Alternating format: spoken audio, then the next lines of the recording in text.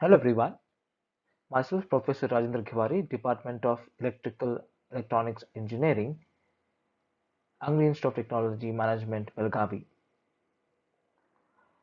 The subject which I am going to deal with is 5th semester Electrical Engineering Materials 17EE552.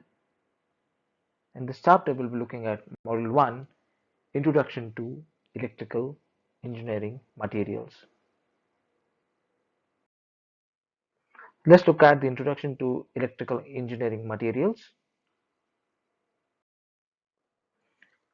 The first part is the importance of material. What do you mean by a material? Use of material is an vital requirement for the development and technology.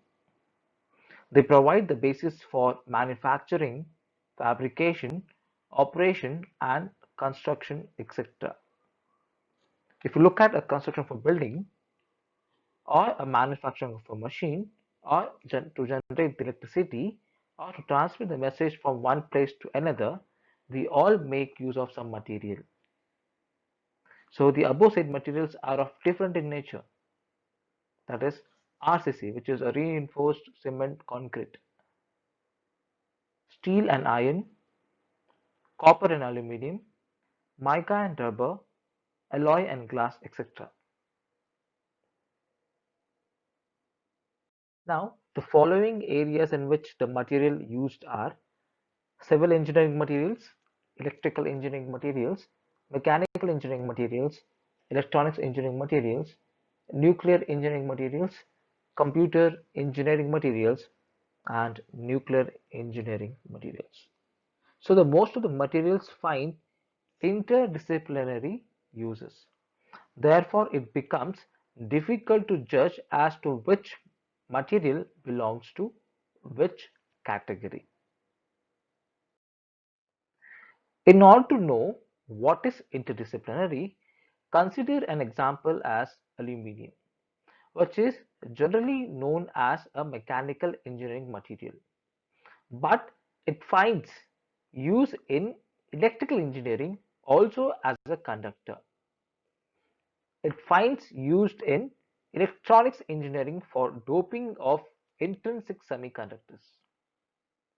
It finds use in metallurgical engineering as an alloy element. Also, it finds its use in civil engineering for decorative item. So this is how the aluminum material is used as interdisciplinary. However, conventionally we call RCC, which is reinforced concrete cement, as a civil engineering material, insulator as electrical engineering material, metals as mechanical engineering materials, semiconductors as electronics engineering materials, uranium as nuclear engineering materials. Now we'll be looking at the classification of electrical and electronics engineering materials. So they are classified into following types. The first one is the conductor. So the conductor can be of high voltage or low voltage conductor. A conductor can be of high temperature and a low temperature. A conductor can be a bare conductor or an insulated conductor. So when you look at the high voltage and the low voltage conductor, so we find this in a transformer, wherein the voltage can be stepped up or stepped down depending upon the requirement.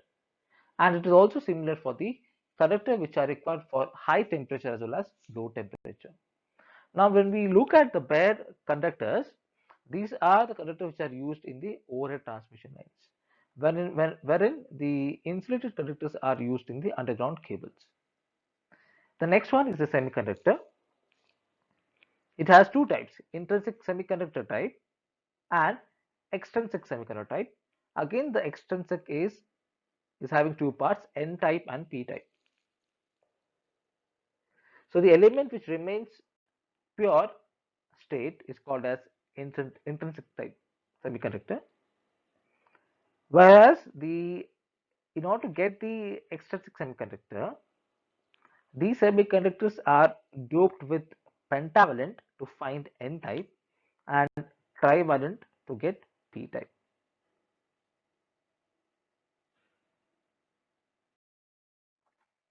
Dielectric or insulators. Again, the insulator is one which does not allow the electrons to flow through them, wherein the electrons are tightly bound to their parent atoms. So here, the dielectrics are classified into solid type, liquid type, gaseous type, ceramic type, polymeric type, and fibrous type. Classification of solid materials. So classification of solid materials is based on the energy gap. So when you look at the classification of solids based on energy gap, we can find three parameters. One is conductor, semiconductor, and insulator.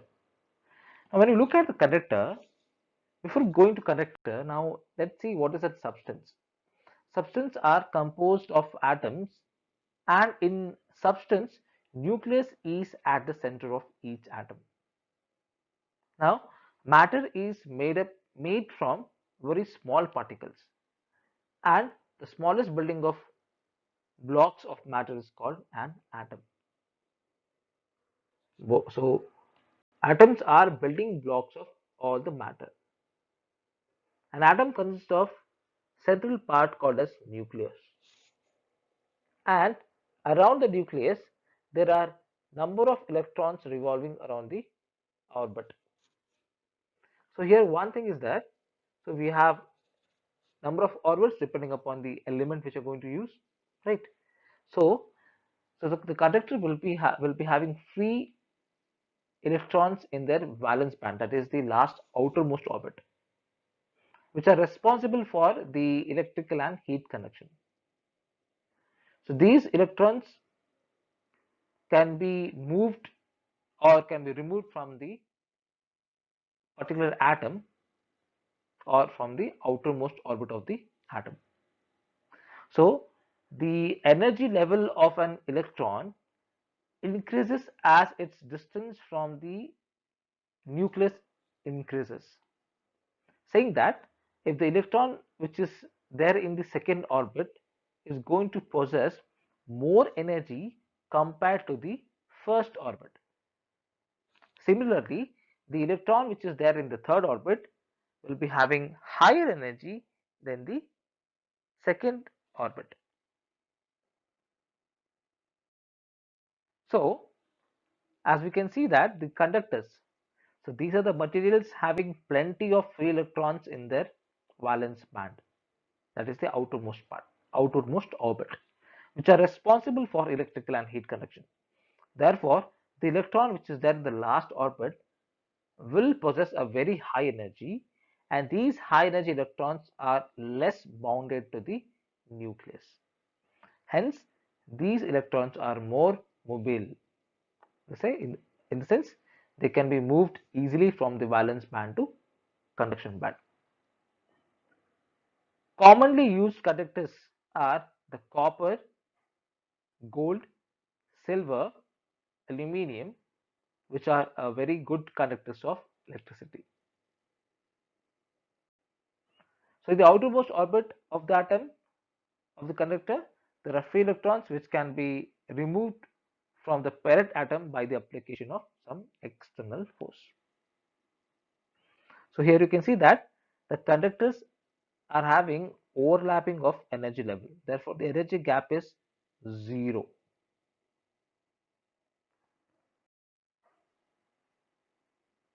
Next, we'll be looking at semiconductors. So, this is the explanation. So, again, the gold, silver, copper, aluminum are good electrical conductors. So, when we look at the cost factor, copper and aluminum are most widely used as a transmission wire and a cable, and the windings of rotating machines such as motor, alternator, etc.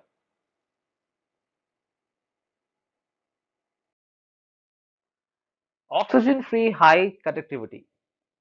Copper conductor is very suitable for a low temperature application. The electrical resistivity of a conductor is of the order 10 raised to minus 9 ohm meter. It is influenced by temperature, impurities, alloying element, and the plastic deformation.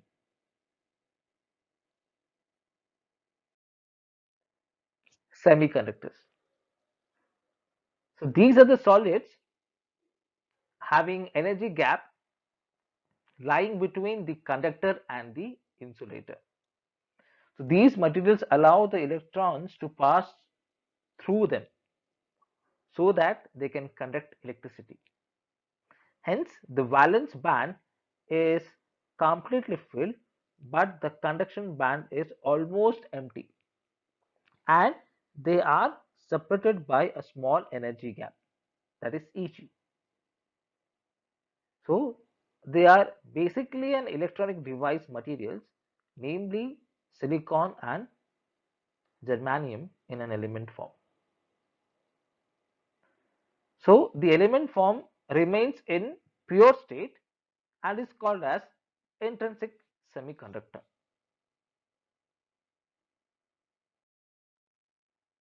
So why we are not using intrinsic semiconductor? So as the semiconductors are of no practical utility since they desire an extremely high voltage, that is 10 to 8 volts for the conduction purpose. So but the semiconductor says that it requires only a small energy so that the electron can move from the valence band to conduction band. So the electron which is of pure state is an intrinsic semiconductor which requires a very high voltage of 10 raised to 8. Hence, in order to give them a very small voltage, they are doped to make an extrinsic semiconductor. Now, the extrinsic semiconductor are primarily of N type and P type.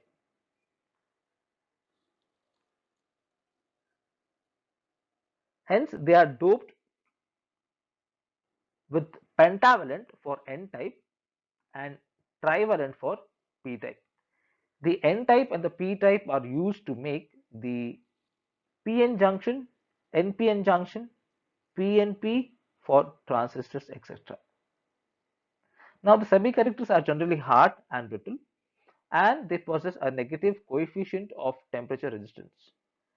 In contrast with the conductor whose conductivity is going to increase with the purification, while in the case of the conductivity of a semiconductor, it is going to decrease with the purification. So, in terms of purifying a material, when you look at the conductor, the conductivity is going to increase in conductor, whereas the conductivity is going to decrease in the semiconductor while purifying it. Now, the semiconductors are widely used as a rectifier, amplifiers, photocells, etc. Now, their properties are of greater importance in telecommunication, power electronics, computer hardware, etc.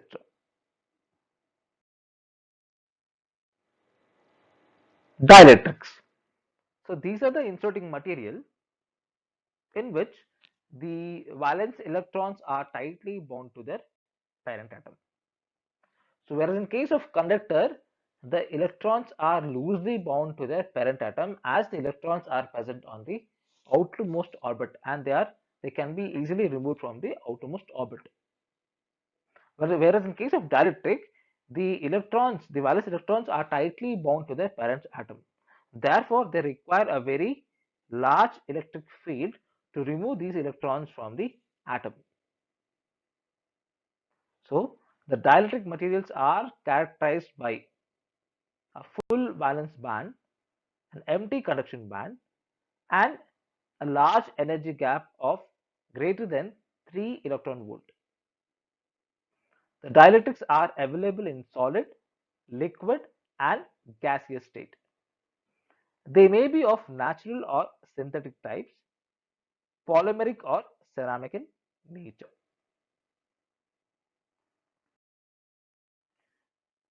Mica, bakelite, elastomeric fiber and paper are some examples of solid dielectric.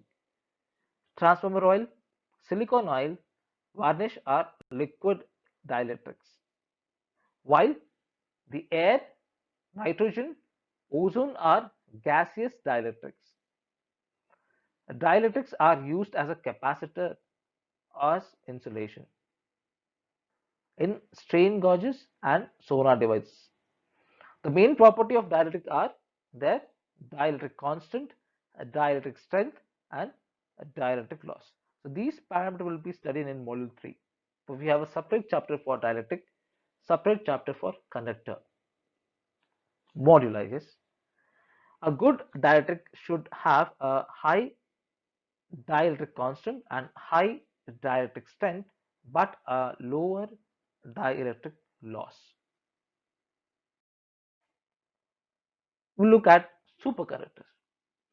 Now, these are the material which exhibit abrupt and sudden change in their resistance and other behavior at extremely low temperature. It is because of a phenomena called superconductivity, which is noticed below a certain critical temperature. Now, the superconductors show extraordinary properties like wherein its resistance will be zero, the magnetic flux density passing through the material is zero, and the copper loss is also zero. These materials fall in the category of metals and ceramic and may be in element, compound, or alloy forms.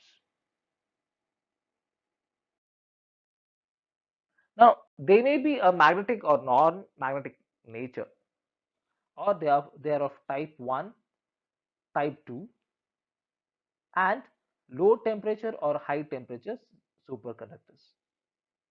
Since the peculiar behavior of superconductivity in material is presently available at lower temperature only, so there is no need to develop these properties at high temperature. The superconductors are used in leviated trains, that is wheel-less train moving on a magnetic field. An electric train, you can say, a maglev train, or magnetic levitation, you can say, as powerful magnets for nuclear fusion reactors, in medical image machines, in cyclogenic engines for high-speed electronic signal processing, and magneto-hydrodynamic power generation, etc.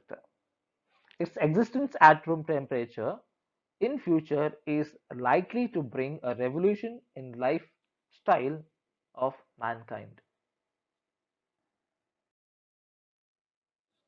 The next classification is magnetic materials.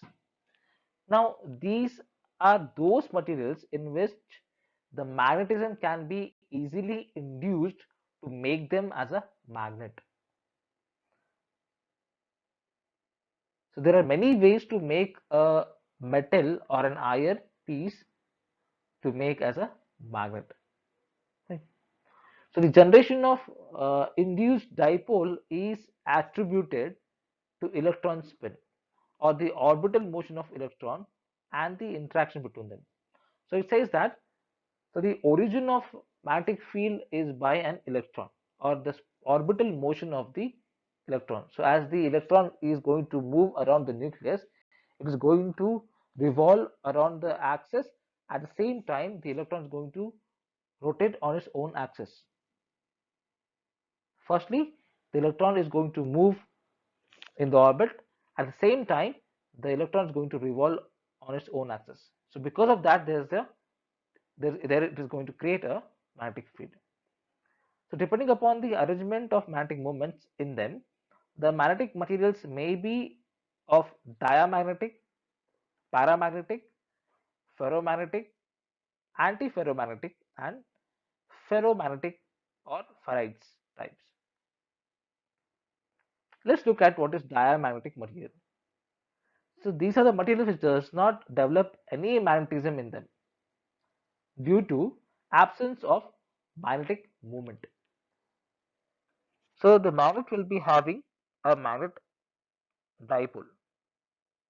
Dipole in the sense there are two monopoles present in a magnet, that is north and one is south.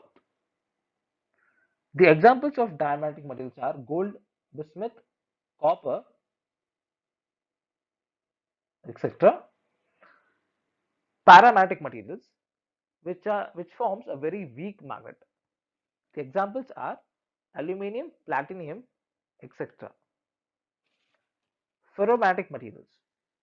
It develops a very strong magnetism, and the examples for the ferromagnetic materials are steel, iron, nickel, cobalt, and gadolinium are such examples of ferromagnetic material. Now, depending upon the area under the BH curve, the ferromagnetic material may either be a soft magnetic material or a hard magnetic material.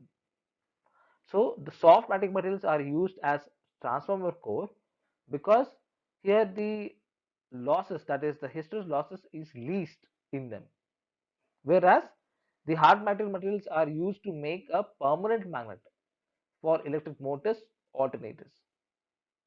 Therefore, the ferromagnetic materials find use as a magnetic screen and magnetic wave also. The next one is antiferromagnetic material. So these are the materials in which the quantum mechanical exchange forces produces a tendency of anti-parallel alignment of electron spin of neighboring atoms. Oxides and sulfides of metals are some example of this kind. Their susceptibility is of the order 10 raised to the highest power, which varies with the change in temperature. Maximum susceptibility in them occurs at mean temperature. So we'll be looking at module 3 second chapter, which is totally based on magnetic material, wherein we'll be looking at the different kinds of magnetic material.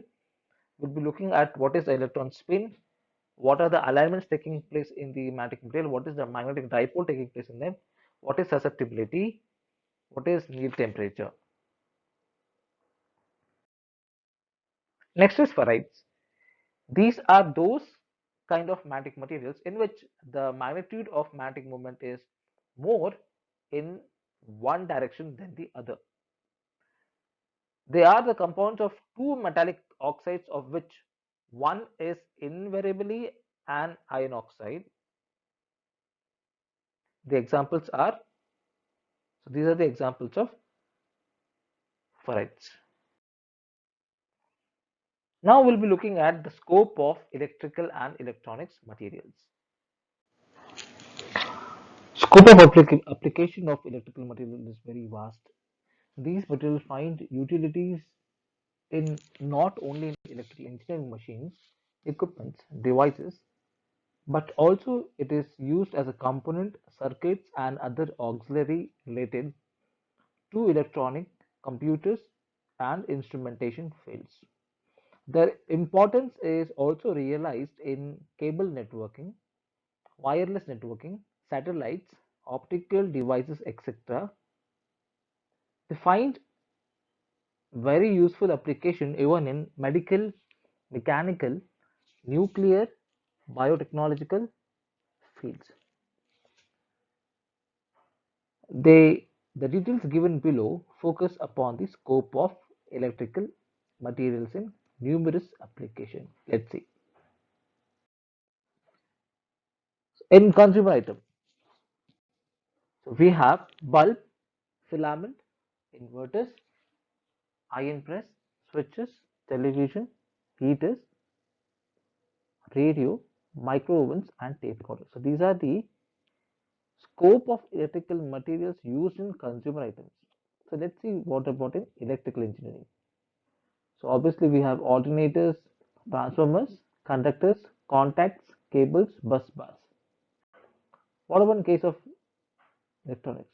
So it is satellite, photoconductivity cell, transistor, amplifier, integrated circuits, antenna, broadcasting system, printed circuits, rectifier modulators, etc. In robotics, sensors, actuators, controls, processor, and encoders. In computer engineering, we have hardware, monitors, ports, memory devices, floppy, hard disk, and printers. In instrumentation engineering, we have cathode ray oscilloscopes, recorders, transducers, signal generators, microprocessor strain gauges, thermistor energy meters. In information technology, multimedia devices, networking cables, web camera, router, and camcorder. In mechanical engineering, furnace, thermocouples, arc welding, electrically heated ovens, X-ray systems. In biotechnology and medical science, electrocardiography, fiber optic endoscopy, electronic photography, magnetic resonance imaging. So these are the examples of each of the engineering wherein uh, they are using the electrical and electronics materials. So in each of the engineering, such as computer science engineering, instrumentation, information, mechanical, biotechnology, electronics, so they're all using the electrical and electronics materials, right? And also, so the most of the above systems or the devices are interdisciplinary now. So as I said, the materials which are used nowadays are all of interdisciplinary and are indicatively only. They are indicatively. Beside above, the electrical materials are also used in the fields of aeronautics, marine, defense, chemical, metallurgical, civil, automobile engineering applications. Next, we'll be looking at the requirement of engineering. The material technology does not mean just knowing the physics and the chemistry of that particular material. So it is necessary to know how the material can be suitably and economically used in a practical under a wide range of application conditions. These conditions may relate to operation, to fabrication, or to a stability of material. An electrical engineering material is used in one or all of the following areas. So in machines, we use the electrical engineering materials as in motor alternator robots. When you look at the structures in transformer, cathode ray, antenna, in devices we have strain gauge, integrated circuit, control switch, thermistor, bimetal gauge. And in case of instruments, it is multimeter, transducers, thermocouples, etc. Now each material possesses a several property. Some important properties are listed below. Electrical. So electrical have a property such as resistivity, conductivity, its dielectric strength, relaxation time, loss angle, and the power factor.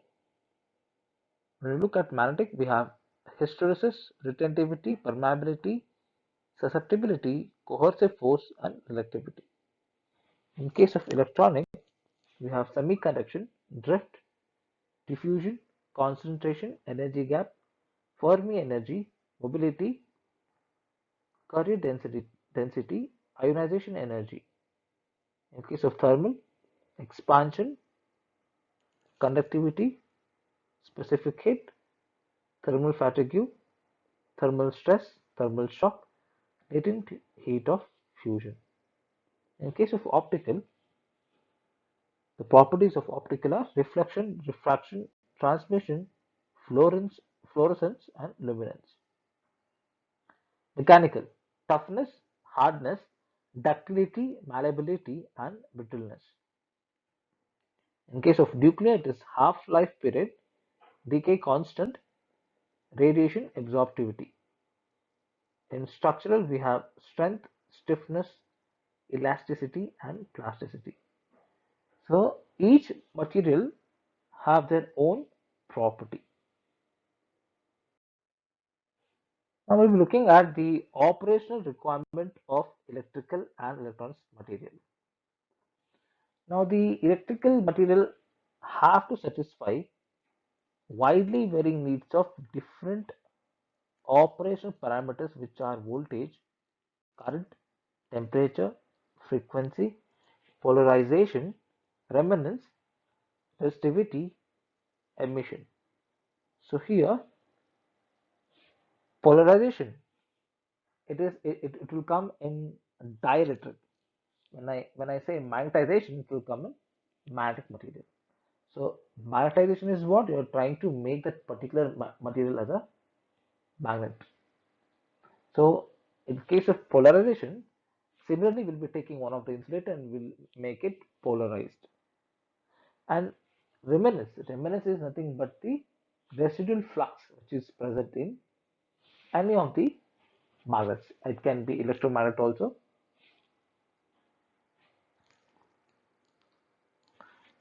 Accordingly, the materials have to be suitable for meeting the following requirements.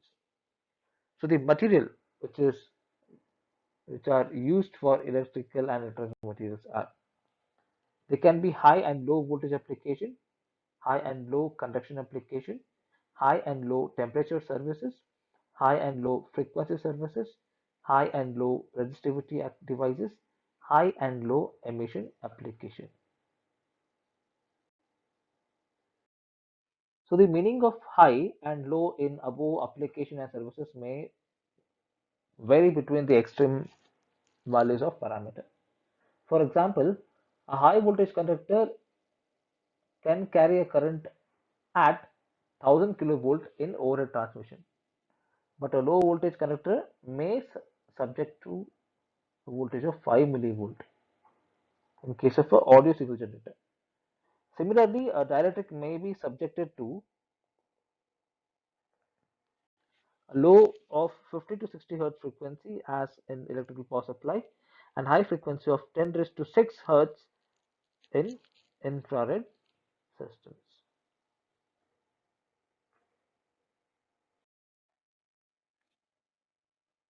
Next is high and low temperature services. Temperature measurement is one of the important parameter in the industrial application for furnaces and ovens, which is required for proper process control. Now, the measurement have has to be done above the melting point in many instances. It may have a high value of 3400 degrees Celsius for tungsten and 2454 degrees Celsius for iridium, and a medium range of 1769 degrees Celsius for platinum and 1083 degrees Celsius for copper, or a low value of 30 degrees Celsius for gallium and minus 220 degrees Celsius for fluorine.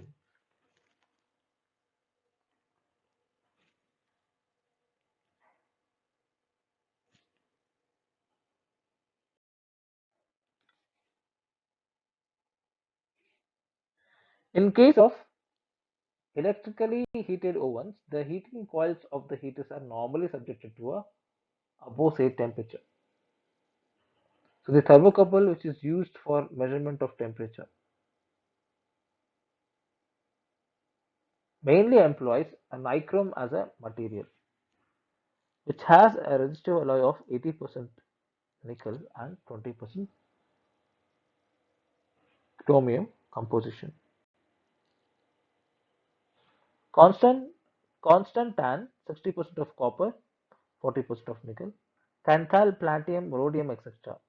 are the other materials used for this purpose. So for low temperature measurement, various nickel based cyclogenic steels are used. So here we're using an alloy.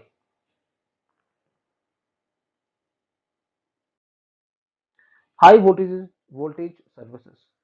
With increased demand of the electricity, the generation and the transmission requirement of voltages are increasing. It is because at high voltages the line losses are relatively reduced in the power system, which is economical, whereas the 400 kilovolt transmission line are very much in use,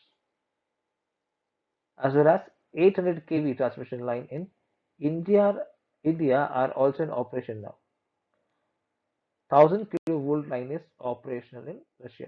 Even India is trying with 1000 kilovolt transmission by Tata company. So because of the increase in the power demand, the distribution voltages are also growing in value. So the distribution voltage are going to increase by 110 kV to 220 kV, etc. Since the transmission system, switchgear and the other electric systems are made up of conventional materials, they are bulky and expensive.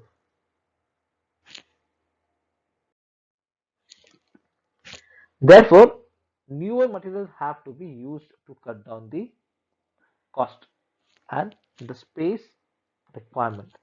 Such newer materials are known as high voltage materials and include the material for the purpose of live conductors, insulators, etc.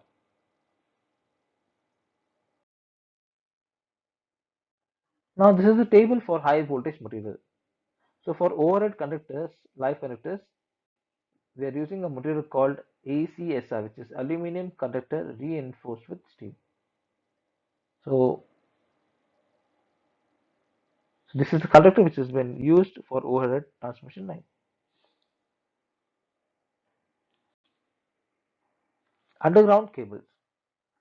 So, the kinds of underground cables and the material used are nitrogen gas filled pressure cables in conjunction with oil treated paper insulator, highly purified benzene, hexane, silicon oil, ferroelectric mica and vacuum, high frequency coils, powdered metals, circuit breakers, PD and RH, W and PD contacts, petroleum oil as insulation. So here your PD is podium and WPT is tungsten platinum contacts. Petroleum oil as insulation. Low loss capacitors are ferroelectric vacuum as insulations. Now again we are looking at classification of solids based on the energy gap, which we have discussed in 1.2.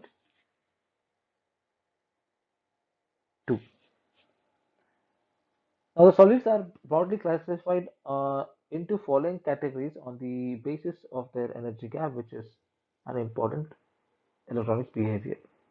Conductors, semiconductors, dielectrics or insulators. Conductors are mainly metals and alloy.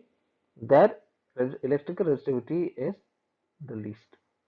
Semiconductors have property in between the conductors and dielectrics, and they are widely used for making the solid state devices.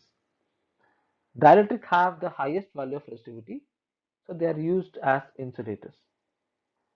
The order of electrical resistivity of a solid vary between 10 to minus 9 for a good conductor to 10 to 17 for a best quality insulators. Now the energy gap for a different solids, the valence band and the conduction band. So the outermost filled or the partially filled energy band is called valence band, and the energy band above the valence band, which is empty at 0 Kelvin, is called as conduction band. The electrons available in the valence band are then pushed into the conduction band by some energy. So for conductor, there is overlapping between the conduction and the valence band. For semiconductor, it requires greater than 3 electron volt. For insulator, it requires a very large energy. So the thermal energy or the electrical voltage is given to the solid for this purpose. The electrons conduct from the top energy level of the valence band to the bottom energy level of conduction band. There may or may not be an energy gap between these two bands. So based on the magnitude of energy gap, the solids are classified as conductors, semiconductors, and insulators. So the energy gap E for different solids are as shown in the figure. So based on the magnitude of E, the various solids are classified as below. Conductors, if the levels are overlap. So this is A, figure A shows the conductors are overlap. The valence band and the conduction band are overlap. Again, this is figure 2, which is for lead. So here the energy gap is equal to 0. Again, it is for 10. Well, there is a small energy which is of less than 1 electron volt. So now we'll be looking at semiconductors, which has both germanium and silicon. So for germanium, the energy gap requires 0.7 volt electron volt, and for silicon it requires 1.1 electron volt. And this is an insulator, so it requires greater than 3 electron volt for the electrons to move from valence band to conduction band, as the valence electrons are tightly bound to their parent atom in insulators. So this figure is very important. Comparison among the conductors, semiconductors, and insulators.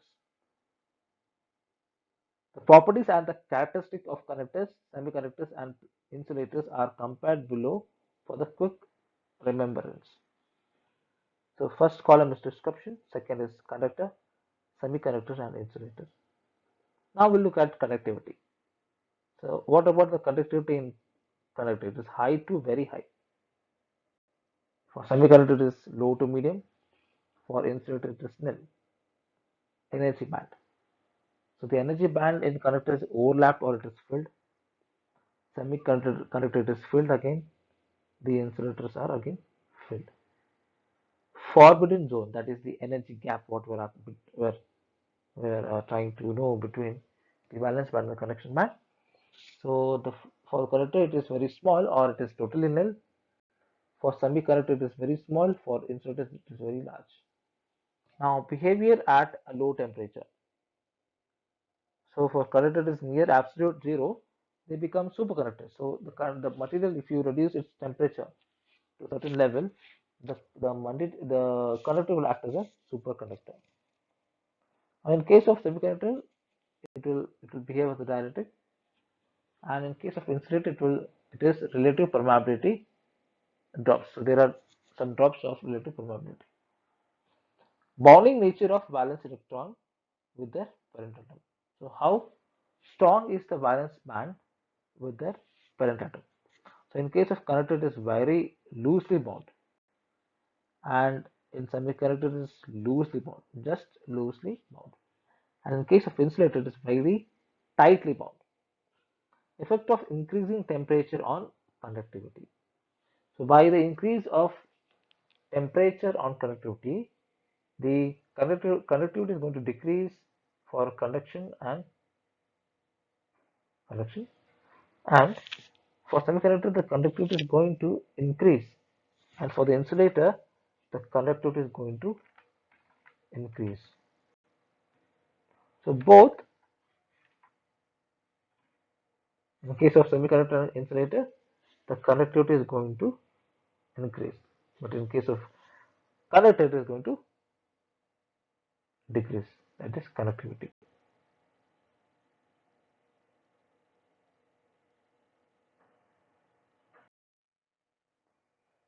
Glimpse of some electronic products, their working principle, and the choice material.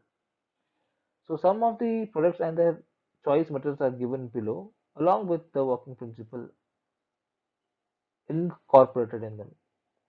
The service rendered by these products are also mentioned. So computer memory, the working principle is soft magnetism, and the material is magnetic bubble. We have weedless strains magnets.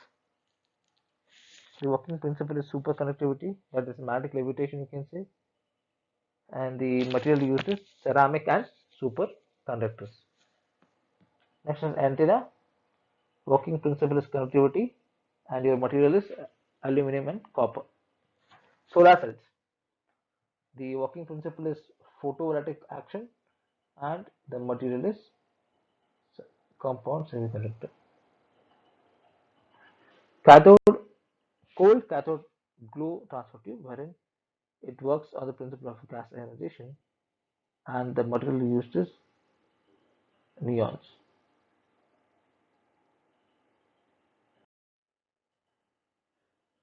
Different levels of material structure. So, what are the different levels of material structure? So, there are many number of possible study to study the internal structure of a material at different levels of observation. So, material can be viewed with the naked eye with some details and of the structure. That so, in order to view that, we can take the help of microscope. So, depending upon whether we observe the material with the naked eye or with the magnification, there are two broad levels of structure of a material. One is macrostructure and second one is microstructure.